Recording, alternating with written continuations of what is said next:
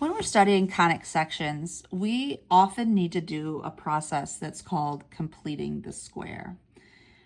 This is a way to change the format of the conic section so that it's easier to tell what it will look like. You completed the square in the last chapter. When we talked about quadratics, we learned the process of completing the square, and we're going to do that over and over in this chapter as well. I want to show you kind of what I'm looking for on this worksheet by doing a couple of them with you. It says in the directions to complete the square on any variable with a degree of 2. Okay, so looking at this first equation, we can see that y has a degree of 2. So I would like to complete the square on the y, meaning I would like it, instead of having a y squared term and a y term, I would like to have one term squared with a y plus something, all right? So what I need to do is I need to first look at the y squared and the y term now. I do not want this coefficient to be 2. I want it to be 1. So I'm going to factor out a 2 out of those two terms. So I have y squared now plus 2y. I'm going to leave a space because I want to complete that square. And then I'll continue writing the -2 at the end. I want to ask myself, what do I wish this would factor into? And I remember that a perfect square trinomial, the y would be first, and then the second term is half. I divide this by 2, half of whatever the coefficient on the middle term is. So I'm going to put y plus 1 here. That'll be y plus 1 squared. Okay, now, in order for this to be y plus 1 squared, I need to have another term at the end here. When I square y plus 1, the constant term comes from multiplying 1 times 1. So I'm going to be adding 1 up here. So I just chose to add 1 inside this parentheses in order that I could factor y squared plus 2y plus 1 into y plus 1 squared. Now, you can't just arbitrarily add stuff in equations. You always have to compensate.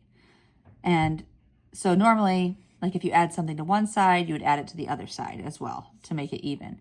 When I added 1 here, I actually didn't just add 1 because there's a 2 in front of the parentheses. So I'm actually adding 2 times 1. I actually added 2 to this side of the equation.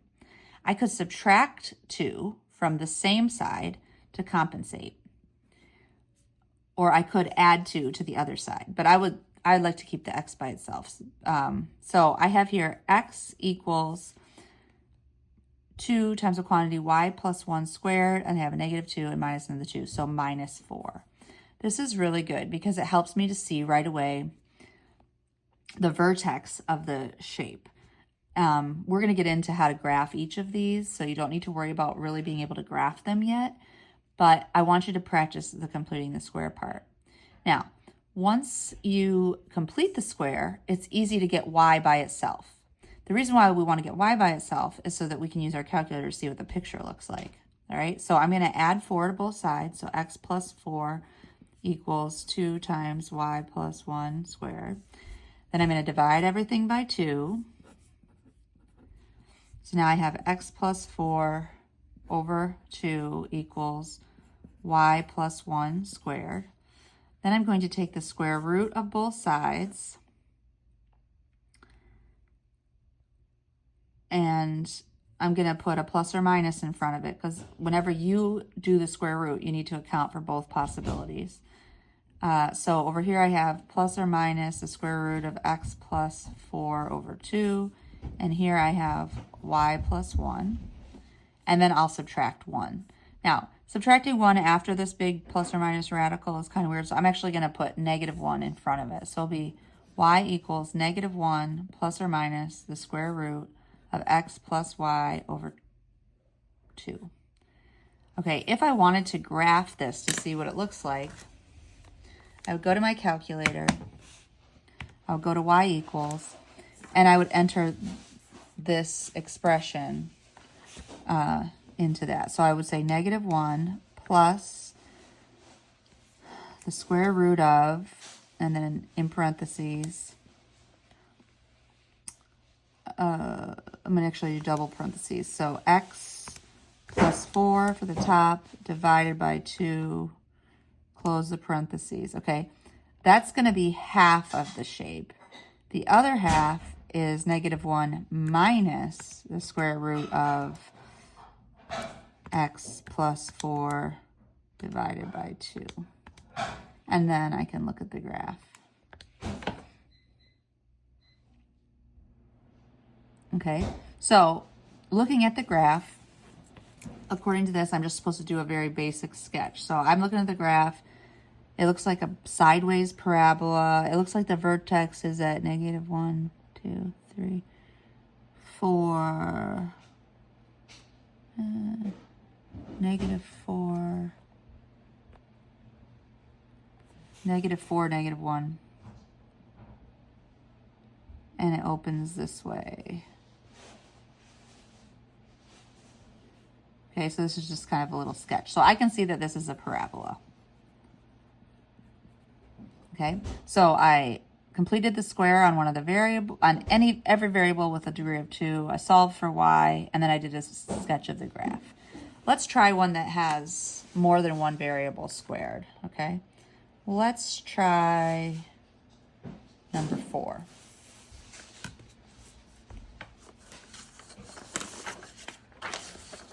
Okay, so I want to complete the square for both variables. So I'm going to put my x terms together and then kind of leave a spot.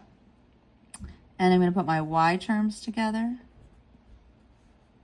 and then leave a spot, and then I'll have the +7 equals 0. Okay, so for the x terms, I want to factor out a 2, and I'll have x squared minus 2x plus something. For the y terms, I'm going to factor out a -1. So I'm going to have -1, and I'll have y squared plus 6y plus something. And then I still have the +7. Okay. Okay, so to complete this square, I need half of -2, so x minus 1 squared. And then I have to square that -1, so I'm going to add 1. To complete the second square, I'm going to do y plus half of this middle term, so 3 squared. And then what I needed to add is that term squared, so I need to add 9. All right, now I've got to compensate. So here I added 2 times 1. So I need to either add 2 times 1 to the opposite side or subtract 2 times 1. So I'll subtract 2 times 1. So I'll subtract 2. And then here I added 9 times -1. So I actually subtracted 9. So I will then add 9 to compensate for it. Okay. And then, just because I want to see what's going on, I've got to try to solve for y. So I'm actually going to just put the y stuff on the opposite side, then it'll be positive. So I have over here y plus 3 squared. And on this side I have 2 times x minus 1 squared. And that's 7 minus 2 plus 9 is 14. Okay, so I've got the y by itself, and then I can take the square root of both sides, and I'll get y plus 3, and then this whole thing.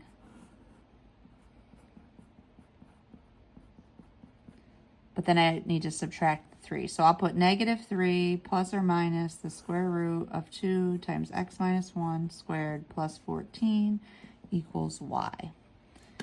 All right, and then on my calculator, that's 2 different equations I need to enter. So I'll clear what I have, and I'll start with the top one.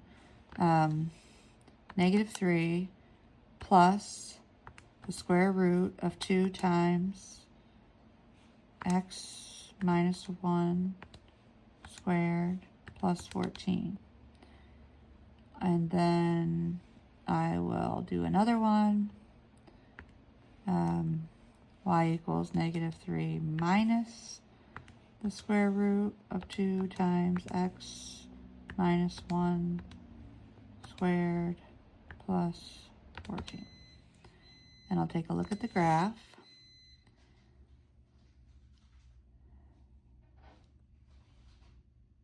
And I can see from the graph that it's a hyperbola. Okay, so it's kind of coming down up here, and it's going up the other side's down here. So hyperbola is what this is. Okay, so your homework for today is to practice completing the square and solving for y and seeing what shape you end up with. And then after you do that, there's some questions that you want to look for some patterns. Is there any way to tell what kind of shape there is before you look at the graph? Just anything you can notice from this process, okay? So I will post the answer key on the Teachable so you can check your answers. All right, have a good one. Bye.